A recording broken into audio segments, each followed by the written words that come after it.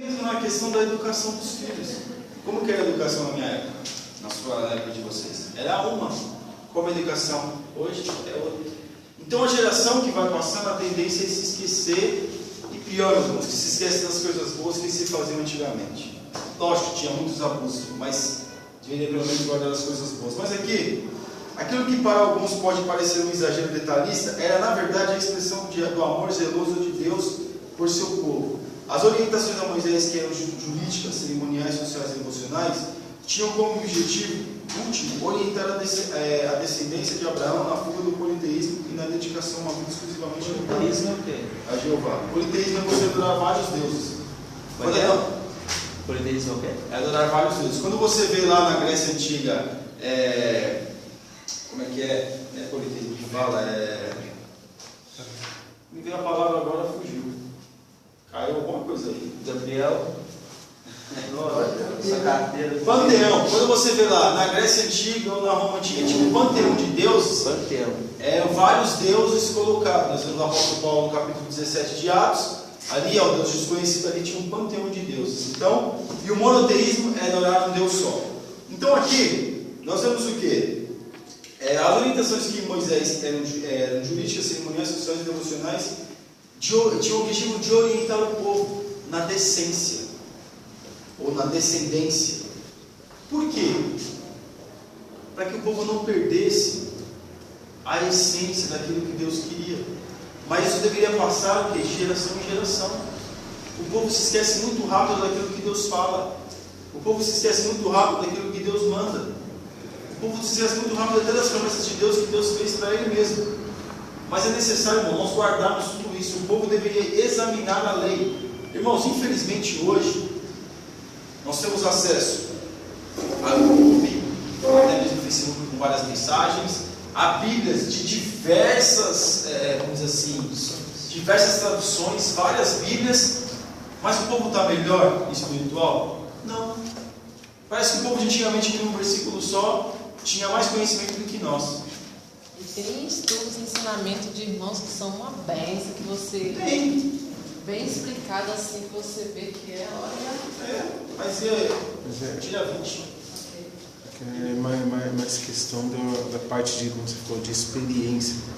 Às vezes a gente busca tanto conhecimento que acaba meio que não tendo tempo de experimentar, né, aquilo ali, colocar em prática para ver o resultado. Né? Mas o que acontece, Walter, é o seguinte: as pessoas hoje, por isso que a gente vê que a de Deus sofre medo, que a pessoa sai de uma escola teológica e já vira um pastor de igreja, e nunca teve a experiência de ser um diácono na igreja, nunca teve experiência de repente aconselhar uma pessoa, fazer uma visita, fazer um evangelismo, e aí se coloca ele lá, o que ele vai saber? Como é que ele vai? Nunca teve uma experiência. Às vezes tem pastores que não é casado.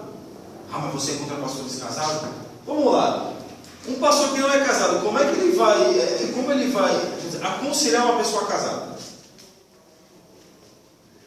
Como? Não tem como. Entendeu? Tudo bem, eu tinha experiências de um jovem, via muita dificuldade do meu pai e da minha mãe, cuidava muito. Só que hoje é diferente, quem está na pele sou eu. Eu posso até de repente aconselhar uma pessoa, mas um pastor de entrar numa sala pastoral e aconselhar se você deve ou não separar, é diferente, irmão. Porque nem agora eu tenho filho, eu posso falar. É diferente de eu aconselhar agora, porque agora eu tenho filho, agora eu posso falar. Mas de repente, se você vai falar para alguém acerca do seu filho, de repente chamar sua atenção, mas o seu filho, você não tem filho, você não sabe como é que é. Hoje eu posso falar, hoje eu tenho. Mas veja, que a experiência do povo de Israel teve era para passar para outras coisas, para passar para frente. Mas eles ficam estagnados, o quê? Somente ali, adorando a outros deuses. Mas correndo aqui, a institucionalização da adoração. Até aquele momento histórico, os filhos de Israel utilizavam-se das mesmas práticas tradicionais compartilhadas pelas sociedades do Oriente Antigo, para prestarem o seu culto a Jeová. Inicia-se então um novo processo de aprendizagem do Senhor. Pacientemente vai fundando as instituições que regulamentarão a adoração do povo de Israel. Então Deus ele vai fazendo tudo devagarzinho com o povo. Está colocando tudo para o povo seguir. E outra coisa, irmãos, ele coloca o povo seguir e faz milagres para o povo acreditar quem era Deus. Quem era que fazia aqueles milagres? Quem poderia fazer os milagres que Deus fez no deserto? Ninguém podia fazer, nenhum Deus podia fazer. Nunca houve nenhum Deus que tinha feito tamanhos milagres como Deus tinha feito com o povo do Egito. Nenhum Deus tinha feito. Enquanto já tinha um panteão, já tinha um politeísmo naquela época, mas nunca eles ficaram sabendo de um Deus, ou não existia, não tinha como um Deus fazer o que fizeram mesmo, sendo até o diabo faz fogo descer do céu, mesmo sendo um inimigo fazendo, mas até naquele momento, nada daquilo que aconteceu com o povo no Egito tinha acontecido. A única coisa que aconteceu, irmãos, foi lá no dilúvio, que viu água de cima, água de baixo, água dos lados, e inundou a terra e Deus salvou. Mas coisas do sobrenatural, assim, de sair, de brotar da terra, de o mar se abrir, alguns querem dizer que não aconteceu, foi um fenômeno da natureza, mas sabe quanto tinha? Da onde eles, sabe quantos quilômetros eles andaram dentro do mar aberto? Chuta aí. Quem sabe me dizer? Nossa. Quantos quilômetros eles andaram no mar aberto? E quanto tempo eles demoraram para atravessar o mar? Aproximadamente. O que os irmãos acham? Pode chutar qualquer coisa aí. Tá? Uns 40 minutos. 40 minutos. Uns 3 dias. 3 dias andaram 60 quilômetros. Não, 3 dias eles desceram, foram 6 dias eles desceram do Egito até o mar Vermelho. Então, eu acho que eles ficaram uns 3 dias atravessando o mar. 3 dias. É meu chute. Tua opinião? Eu tô nessa, eu tava na opinião de um, aí depois o outro falou e eu fiquei. Não, mas lindo. eles pegam um dado que existia, que colocou como se fosse uma estaca, Salomão colocou uma estaca, eles acham que foi mais ou menos ali que eles atravessaram, de um lado para o outro. Aproximadamente 20 quilômetros, de um lado para o outro, e demoraram 6 horas para poder atravessar. 6 horas. 6 horas para atravessar. Pô, mas foi rapidinho, hein? E atravessar 20 quilômetros em 6 horas. Mas o que acontece? Quantas pessoas que eram? Você Que era muita gente. Não, veja bem, você anda, a gente pode andar em 1 hora, mais ou menos uns 4, 5 quilômetros. Em 1 hora. Agora você imagina mulher, criança, idoso. Não, por isso que eu falei que eles foram rapidinho, era para demorar mais. É lógico que vai começar a correr. Vai começar já. O medo daquele maçã da baixa. Depois ele fala, eu abri o mar, agora vocês têm que Aí a pergunta, cuidar. por que eles não quiseram voltar naquela hora ali? Vamos fazer o seguinte, vamos ficar aqui com o Faraó, para que vai atravessar o mar? Passou frente desse deserto? O cara Queria ter voltado ali, irmão. Agora que já está no deserto agora, quer vir reclamar? Essa não. Aqui embaixo, aqui, a adoração deixa de ser algo episódico e isolado e passa a relacionar-se com tudo que se cultiva, cria, trabalha, ou seja, o louvor a Deus conecta-se diretamente com a vida cotidiana. Irmãos, por isso que Deus, repetindo, colocou tudo isso para o povo, porque deveria ser uma coisa cotidiana, no dia a dia. Eles deveriam se atentar às leis do dia a dia, deveriam obedecer a Deus no dia a dia, deveriam se lembrar do sacrifício do dia a dia, deveriam se lembrar daquilo que podiam não comer no dia a dia, deveria se lembrar das festas que aconteceram e se preparar para elas no dia a dia. Então Deus coloca tudo para o povo se manter ocupado no dia a dia. Mas aí a gente acha que Deus ele precisa disso, que Deus precisa de sacrifício, que Deus precisa de adoração, Deus precisa de louvor. Guarde bem uma coisa, Deus não precisa de nada disso. Deus não precisa de louvor, não precisa de adoração. Quem precisa adorar a Deus é o homem. Por esse glória não sobe, glória também não desce. Então quem precisa fazer algo é o homem. E Deus, tão misericórdia, coloca tudo que agrada a Ele, vamos dizer assim, você vai fazer uma prova? Já fizeram uma prova, né? E de repente a prova está aqui e as respostas estão aqui. E você pode copiar as respostas. Vamos dizer que seria a mesma coisa. Deus coloca para o povo aquilo que deveria fazer, mas não deixa o mundo para o povo. Deus deixa tudo escrito para o povo, o que o povo deveria fazer. Isso aqui, quando acontecer, vocês fazem isso. Isso aqui vocês vão fazer assim, isso aqui vocês vão fazer assim. Então deixa tudo aqui, todas as respostas que nós precisamos. É tremendo você falando isso, que às vezes é engraçado. Com toda essa correria que às vezes a gente tem trabalho, estudo, essas coisas, né? Família e tal. Você tira um tempinho, por exemplo, na viagem, né? Você está se deslocando de um lugar para outro, por exemplo, de casa para o trabalho. Aí você pega um tempinho ali para ler a palavra, né? Ler alguma coisa relacionada à Bíblia e tudo. Aí Deus ele começa a falar com você que seja num capítulo ou num versículo específico. No dia a dia, de repente, quando você menos espera, Deus está te dando a oportunidade de usar aquilo ali que você leu. Você fala, tantas vezes isso aconteceu e você fica impressionado. Agora eu vou te perguntar para você. Você leu essa Bíblia aonde? Oi? Você leu a Bíblia, você está lendo a Bíblia No onde? trem. Quantas pessoas tem no trem? Um monte de pessoas. Você ali, irmão, já está evangelizando. Já, com certeza. Ali as pessoas já estão te vendo e já estão vendo a diferença. Só de você abrir a Bíblia e começar a ler um livro referente, pode ver que o ser humano é curioso. É. Se você está lendo um livro, a gente também faz isso. Se a pessoa está lendo um livro assim, a gente fica olhando para você porque ela está lendo. A gente é curioso. Então as pessoas fazem a mesma coisa conosco. Se você está na condição lendo o livro, as pessoas vão querer saber que livro que é. Vai ficar olhando na capa, no livro baixo. Agora, se for a Bíblia, normalmente todo mundo já sabe. Você vê, abre a Bíblia, as folhas são diferentes, o tipo de capa é diferente, o formato é diferente. Então a pessoa já vê que você está lendo a Bíblia. Só nesse momento você já está evangelizando. Só abrir a Bíblia na condição você já está evangelizando. É tremendo. Só esse ato você já está. Só de colocar a Bíblia debaixo do braço, você vem para a Bíblia já está evangelizando. É, mas o povo deveria se atentar a isso. Hoje nós vemos, irmãos, é uma coisa que eu não defendo, não. Bíblia no celular. O pessoal vem para a igreja e tal e traz a Bíblia no celular. Aí abre, chega aqui, abre a Bíblia no celular. Porque vai engraçado que a pessoa chegando sem nada para a igreja, não entra sem nada. Tudo assim, né? Às vezes até quebra as pernas nesse que você falou, né? A pessoa deve estar indo para um shopping, para casa. Tem um camarada nosso aí que ele é assim, ele entra sem nada, assim, só Mas aí, irmãos, assim precisa tentar para isso. Porque a palavra naquela época ela era carregada, tá?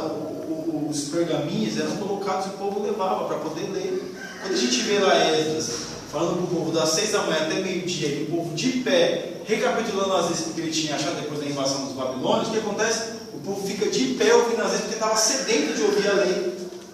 Ficaram 6 horas de pé ouvindo Esdras lendo as leis, porque estava sedento, porque precisava ouvir.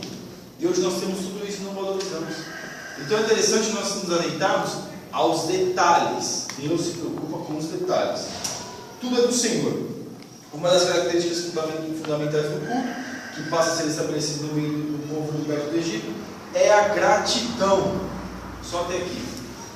Irmãos, a primeira coisa que nós temos que fazer quando nós entrarmos na casa do Senhor é sermos agradecidos por estar aqui. Deus, Ele se alegra quando nós somos gratos, quando nós oramos no nosso joelho e falamos: Jesus, eu te agradeço por estar aqui e abençoa aqueles que ainda estão a chegar. Então, aqui, quando Deus fala do dízimo e da oferta alçada, não era somente para ajudar os levitas, não. Os dízimos e as ofertas alçadas era para agradecer a Deus pela colheita. Porque se desse muito, era uma porcentagem. Se desse muito, claro, a pessoa ia levar muito. Se desse pouco, a pessoa levaria pouco. Mas a pessoa deveria ser obediente naquilo que Deus tinha proporcionado a ela. Ô Gabriel, justamente só voltando rapidinho na parte do dízimo, esses hebreus esses hebreus assim que, por exemplo, pegavam o alimento que caía no chão que Deus ele proporcionava, como é que eles davam o dízimo ou eles não davam? Essa assumia, né? Dependendo até teria que dar. A economia não parei para pesquisar isso. Mas de repente eles pegaram 10. Teria que dar 1. De qualquer forma, eles teriam que dar o dízimo, tinha que dar para todos. Foi interessante essa pergunta, porque na verdade eu particularmente não tinha me tentado para pensar nisso. Mas é que nenhuma coisa, você é criança, recebe o meu da sua mãe, eu aprendi assim: 10 centavos é de Deus.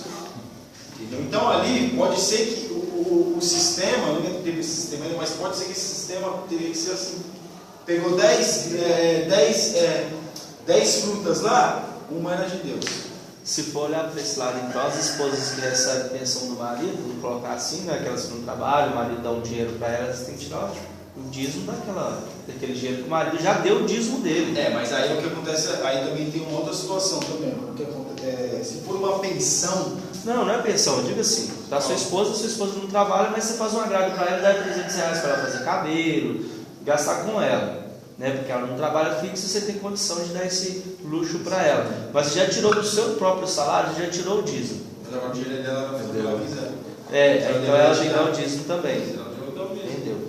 Mas aí se der o dízimo, vai prejudicar a pessoa? Não, vai É só a questão do esclarecimento, que a gente está para aprender e esclarecer as coisas. Não, eu digo assim, o que o irmão falou é interessante. Porque o que acontece? As pessoas pensam que o dízimo você está prestando um favor para a igreja. Não, você está sendo agradecido a Deus. Agora que nem tem pessoas que não pensam assim: poxa, eu dei tanto para minha esposa, mas vai tirar o dízimo 2 vezes. Mas agora você, interessante é o seguinte: se você está dando dinheiro para ela comprar somente o alimento de casa, é uma coisa. Você tirou o dízimo dali, e você vai repassar o dinheiro para ela pagar as contas e comprar o alimento. É uma coisa. Agora, se você tirou o dinheiro e deu para ela fazer o que ela quiser, o dinheiro é dela, ela vai fazer o que ela quiser, aí tem que tirar o dízimo. Porque se seu patrão for crente, ele tirou o dízimo lá e ele repassou o seu salário para você, você também não tem que tirar o dízimo, mas o patrão já tirou o dízimo. Entendeu? Entendeu agora? Entendi, claro.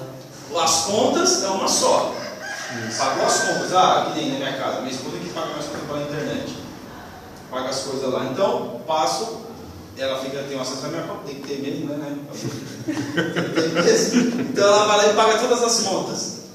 Entendeu? Só porque o dinheiro ela está administrando o dinheiro não quer dizer que ela tem que te dar outro dízimo. Agora, se porventura eu vou te dar um presente, vou te dar, R$500, R$300, vou te dar um presente, você vai fazer o que você quiser com esse dinheiro, é obrigatório ela te dar o dízimo. Outra coisa também que as pessoas deveriam tirar o dízimo, agora que a gente está, pessoas que vão pregar nas igrejas, que recebem oferta, também tem que ser dizimista. Tem que tirar o dízimo da oferta. Mas foi só R$20 para a gasolina. Não interessa, Deus não está olhando o valor, Deus está olhando a obediência. R$2 Legal. Critérios e normas, procedimentos para a adoração em Israel, ofertas e sacrifícios específicos. Não vamos nem ler, irmãos. Que a gente já está falando sobre isso aqui, já vai dar 10h30, olhando para cá. Deus, ele especifica aquilo que ele quer. Deveria ser o primogênito dos sacrifícios, do animal, porém sem mancha, sem marca. Deveria ser sem defeito. Não é só nasceu o primogênito, então vai ser primogênito. Não. Então Deus, ele especifica aquilo que ele quer. E até mesmo quando nós vemos das ofertas, não era qualquer oferta que a pessoa podia levar.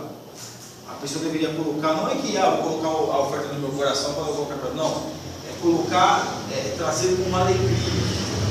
Porque hoje, infelizmente, nós vemos também que as pessoas às vezes dão para mostrar para o outro que está dando. Se a pessoa vai dar uma nota de R$1, uma moeda de R$1, não tem mais moeda de R$1, né? Cara, foi nota de R$1, não acredito. Acho que nem da época da nota de R$1, né? Não sei que esse boné é muito novinho, não, né? Agora, você já pegou nota de R$1? Pega a moeda assim, e entra lá, uma nota de R$2, aí coloca lá. Mas se for uma de maior valor, quem tira de oferta sabe. Aí pega assim e mostra que está dando uma de 20, uma de 50. Não é assim? Não é assim? Então, aqui até isso Deus estava cuidando. Para dar, especificando o que Jesus fala. O que a mão direita dá, a esquerda você fica sabendo. Então não precisa ficar ninguém sabendo. Você pode dar, então até isso Deus estava especificando. O povo trazer o melhor para Deus, mas com o coração voltado em agradecimento a Deus, não voltado para poder mostrar para o outro o que podia fazer. Não dando para mostrar para o outro que podia mais, que o dele era melhor. Não era essa disputa. O que dentro da pessoa estava em agradar a Deus. E dentro desse tema que eu grifei lá em casa, lá, que eles trabalhavam com qualidade, porque eles sabiam que aquilo que eles estavam fazendo, eles iam ter que tirar daquilo para Deus. Está no tópico aí, bem do lado do pense, né? Assim, do lado esquerdo. Pense. Dá do lado. Esses seriam requisitos exigidos daquele que queria adorar a Deus, cuidado contínuo, o que levaria a pensar que diariamente enquanto envolvidos em seus afazeres. Ou seja, eu estou fazendo esse trabalho aqui, eu tenho que fazer o melhor, principalmente quem é autônomo, né? Eu vou pintar direitinho essa parede e tal. Vai que o cara dá até uma gratificação a mais, mas sabendo que aquilo ali, né, vai tirar para Deus, ou seja, eu poder abençoar mais ainda a igreja, sei lá. Você faz porque eu posso. Ou então você está plantando ali, você faz com mais carinho, põe mais terra no pezinho da planta naquela época, né? Então, porque sabia que ia ter que tirar para Deus uma coisa boa. Então, ali é o seguinte, eles faziam para poder ter qualidade naquilo que eles estavam fazendo.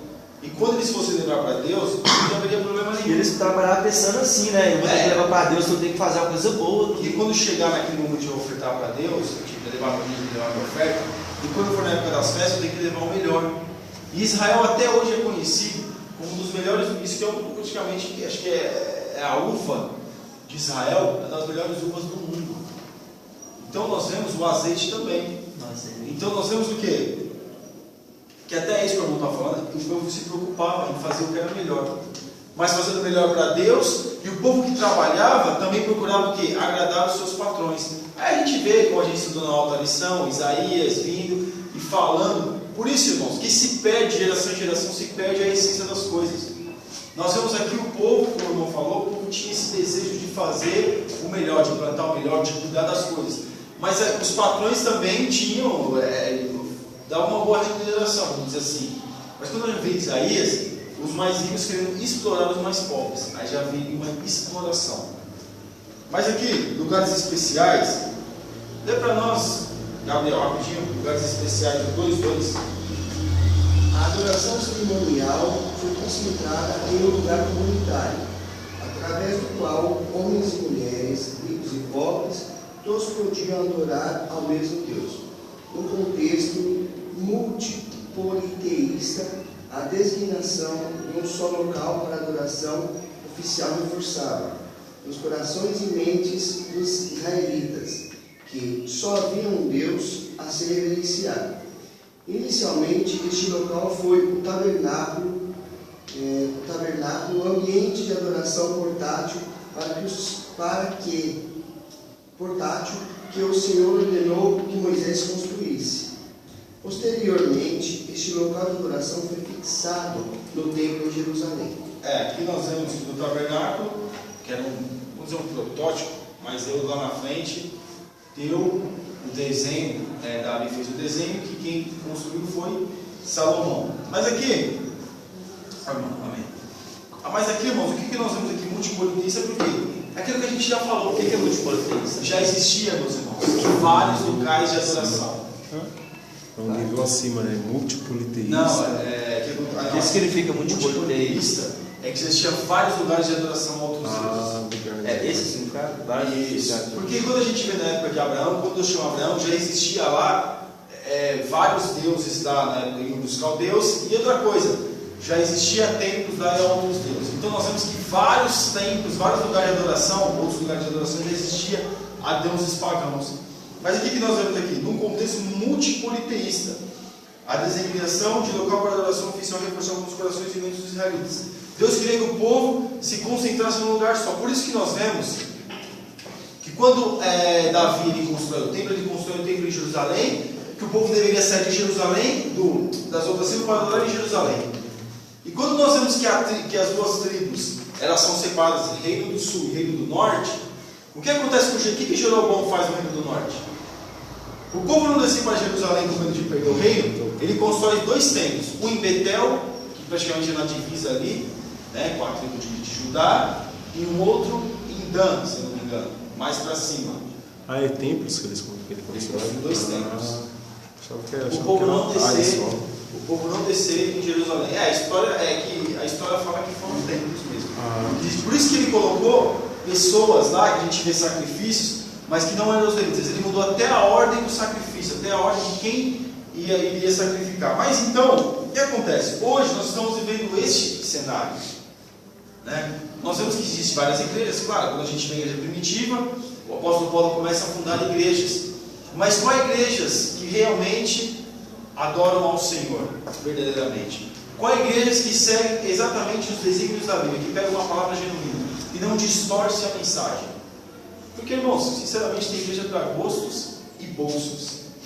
Vamos dizer assim, Existe. A igreja dos gays, a igreja da não sei o quê, a igreja de que... Para quem quer ser curado, existe uma igreja. Para quem quer ficar rico, existe uma igreja. Para quem quer ficar morno, existe uma igreja. Quem quer ficar bem Para quem quer fazer o que quer ter uma igreja. Para quem quer namorar e casar, tem uma igreja também. Das baladas aí, faz as baladas aí. Para quem quer continuar na sua prática homossexual, tem uma igreja. Então, meus irmãos, existe igreja para gostos e tudo aí. Mas qual foi o desígnio oficial que Deus deixou para a igreja primitiva? Pregar a palavra de Deus, tratar as pessoas com amor, evangelizar, levar a mensagem, levar o evangelho de Cristo, Jesus cura, salva, liberta, batizar do Espírito Santo, levar para o céu. Essa é a mensagem. O papel da igreja aqui é essa mensagem. E a igreja é buscar santificação, porque sem ela ninguém verá o céu. Exatamente, buscar se Não santificar. é de qualquer jeito. E é engraçado que, como nós estávamos falando, está tudo escrito o que tem que fazer. É uma prova que a gente tem, que a gente já tem todas as respostas. Nós temos as respostas. Prova com consulta, né? Exatamente. Prova com consulta. Mas aqui, continuando aqui, pessoas separadas, Um outro aspecto significativo da institucionalização da adoração em Israel foi a separação de uma tribo inteira para os serviços relativos ao louvor e adoração, e mais especificamente de uma família para o exercício do sacerdócio. Só até aqui, irmãos. É aquilo que nós falamos no começo. A família que foi separada foi a família de Arão. A tribo de Levi foi separada para o serviço do sacerdócio. É por isso que a gente está falando aqui, que a Terra falou, que Deus tem essas pessoas que Deus chama para colocar em determinados lugares da igreja. E todos nós, irmãos, somos, ou pelo menos deveríamos ser, importantes no culto, importantes na igreja. Importantes na igreja. Porque nós somos um corpo e todos nós temos a sua função. Você pensa que só porque o irmão que lava o banheiro e vai à igreja é melhor do que o outro que está em cima do púlpito? Não. O interessante e o importante é nós fazermos aquilo que nós fomos chamados a fazer. Nem todos, meus irmãos, vai ser pastor. Imagine se todos que estivessem na igreja fossem pastores. Imagine que todos estivessem na igreja fossem presbíteros. Imagine que todos estivessem na igreja só fossem limpar a igreja, varrer a igreja, lavar o banheiro, zelar da igreja. Imagine se todos da igreja fossem cuidar da parte administrativa. Imagine se todos na igreja, isso é como se fizesse mesmo. Saísse por aí para pregar o evangelho, todos têm que fazer mesmo. Isso é uma coisa para todos fazerem. Você vai fazer evangelizar, trazer. Porque às vezes evangelizar as pessoas pensam que é só entregar folheto. E pregar, não, irmãos. É aquilo que o Walter estava falando, que deu um exemplo. Se você abrir a Bíblia numa comissão, você está evangelizando. Você está dando um bom exemplo. Mas vamos continuar aqui.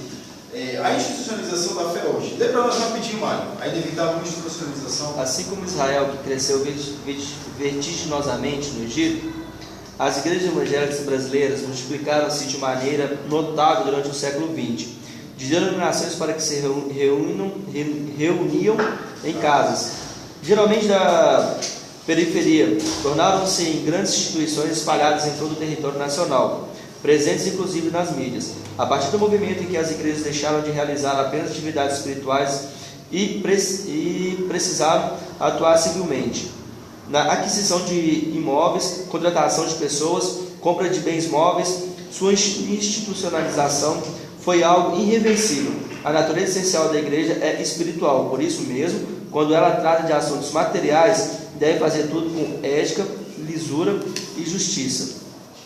Agora eu faço uma pergunta para os irmãos. Há 20 anos atrás, há 15 anos atrás, o crente era taxado de quê? Taxado de protestante. Não. A questão que a gente protestava contra tudo. Como que as pessoas ricas viam as pessoas indo para a igreja? Atrasadas, católicas, sem cultura, ignorantes. E agora? Igrejas vieiras, pessoas mais afortunadas, Higienópolis, pessoas que têm condições vão para a igreja. Mas aí, irmãos, também tem uma coisa aí, tá? Quanto que é uma consulta de um psicólogo? É caro, né? Então, você ter uma conversa com um psicólogo é caro, né? Agora, determinado irmão falou para mim que foi numa igreja dessa aí, igreja que o pessoal que tem dinheiro, e sabe o que se fala lá? Uma palestra motivacional. Você vai conseguir, você vai fazer, Deus vai te dar, Deus pode. Chama o pessoal de arrependimento? Não. Só dá. Então, nós vemos aqui que a igreja, guarde bem isso, a igreja no Brasil, ela não cresce. Ela não cresce. A igreja verdadeira, ela não cresce. Pelo contrário, ela diminui. As influências exteriores ou externas estão influenciando a igreja. Ela não está crescendo, ela está inchando. A igreja está inchada, mas não está crescendo como deveria crescer, com temor, com música, com súplica, com humildade. Não cresce. Aquele simples exemplo que você falou, né? Importação e exportação, na verdade, está entrando dentro da igreja. Exatamente, está entrando dentro da igreja. A gente vê aí igrejas que podem fazer tatuagem, igreja que pode colocar piercing, igreja que pode dançar funk, igreja que não tem problema. Não tem problema se quer seu coração, faz o que você quiser. As pessoas vêm para a igreja de qualquer jeito, andam de qualquer jeito, faz de qualquer jeito. Irmãos, eu não estou aqui para colocar usos e costumes nenhum, mas o que eu estou querendo dizer para os irmãos é o seguinte: a igreja é um lugar santo. Claro, irmão, se chegar alguma pessoa que está começando para a igreja, você tem que ter total paciência com ela. Mas não são essas. Eu estou dizendo pessoas que de geração em geração estão na igreja. É de geração em geração. O seu avô era crente, o seu bisavô era crente, e ele é crente hoje. E o que se faz com essa oportunidade? Pelo contrário, às vezes os que vêm de fora têm mais temor de estar na igreja do que aqueles que já estão aqui há muito tempo. Infelizmente é assim. Mas aqui, na minha igreja, só quem canta e prega são os oficiais. Infelizmente essa frase sintetiza a realidade de muitas igrejas locais. Aquilo que aparentemente é fruto de uma maior organização e preparo, muitas vezes é apenas formalidade. A Bíblia deixa bem claro que através de obras de Cristo somos todos sacerdotes da nova aliança. Irmãos, isso aqui também tem um problema. Por quê? Porque quem prega é só aqueles que são separados para pregar dentro da igreja, que vai pregar aquilo que o povo quer ouvir. Porque se chegar alguém de fora e pregar aquilo que não está no script, ou que não está na linha ali daquilo que eles pregam, como é que vai fazer? Vai entristecer o povo. Então quem prega é aqueles que já sabem mesmo o que tem que ser falado. Você vai falar disso, você vai ler tal passagem, mas a mensagem é essa. Se você for lá, irmão, vai ler uma outra passagem, mas a mensagem é a mesma. A mensagem não muda. Você pode ver que o contexto bíblico, a essência bíblica não muda. Já percebeu? O irmão que às vezes pega 3, 4, 5 vezes, ele lê várias passagens bíblicas nesse decorrer, mas a mensagem sempre é a mesma. É uma palestra motivacional, Deus vai te dar, você vai conseguir, levanta, fica em paz. É a mesma coisa. A centralização, ele centraliza naquilo ali. Ele pode ler até Jesus, quando o João Batista chama os discípulos de fariseu de raça de víboras, ele vai pregar em cima daquele versículo e vai pegar uma bênção ainda, ao invés de chamar o povo arrependimento. E aqui, eles contemporâneos da igreja enquanto instituição, a relação entre Estado e sociedade civil torna-se perniciosa quando existe troca de favores. Irmãos, preciso falar mais alguma coisa? Troca de favores dentro da igreja, o externo se influenciando aqui. Quem faz isso? É de 2 em 2 anos, né, que isso acontece. É ou não é?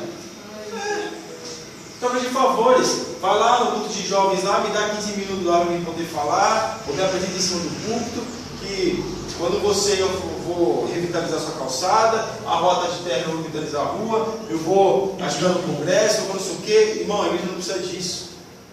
Mas o quê? Isso é um perigo. Por isso que a igreja está do jeito que está. Por isso que a adoração a Deus está do jeito que está. E aqui, algumas pessoas erroneamente, mais para baixo eu vou ler, tá? Algumas pessoas erroneamente chegam a afirmar que a estrutura da igreja já faliu e está ultrapassada. Discordamos absolutamente deste ponto de vista. A vida em comunidade é a essência do cristianismo. Já disseram que a igreja, como a essência do evangelho, como um lugar onde as famílias vêm para cultuar a Deus, é falida. Hoje cada um aqui é brigando, cada um por sua bênção. Eu quero a minha bênção. Entendeu? Então a essência de buscar a Deus já está falida. Alguns defendem isso, mas nós queremos que não. Que a igreja, pelos poucos que tem, ainda consegue fazer a diferença.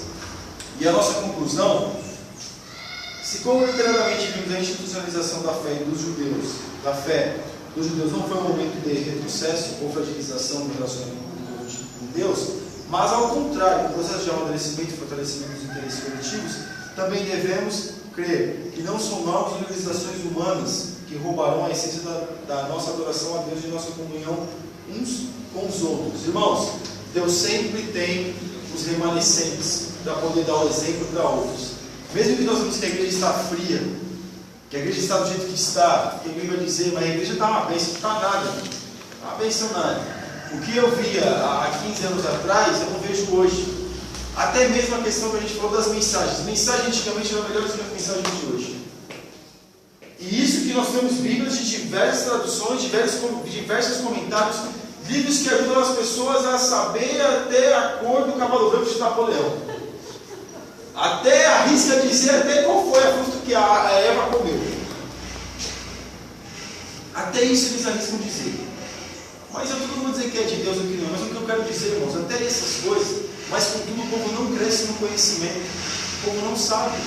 Com tudo que nós temos, YouTube, Facebook, várias situações, a televisão prega o Evangelho, não que o Evangelho, né? Mas fala de alguma coisa, mesmo assim o povo não sabe. Parece que o povo de antigamente sabe mais do que o povo de hoje. Infelizmente. Porque sabia uma passagem da Bíblia, mas procurava exatamente aquilo na essência e orar para que Deus pudesse fazer uma revelação. Quantas vezes a gente não ouve um homem simples ir lá pregar uma mensagem simples e trazer uma revelação que de repente você nunca parou para pensar. E sobe um lá, catedrático, e fala um monte de coisa, e não ajuda ninguém, e você de repente, por sabedoria, você consegue entender, mas você vê que não tem uma direção àquela mensagem, é uma mensagem vazia, mas aquele simples consegue desenvolver uma boa mensagem. Amém, irmãos? Amém. Infelizmente, nesse dia que você está falando, como às vezes lá no serviço, conversando com o pessoal, sempre quando acaba o domingo, acaba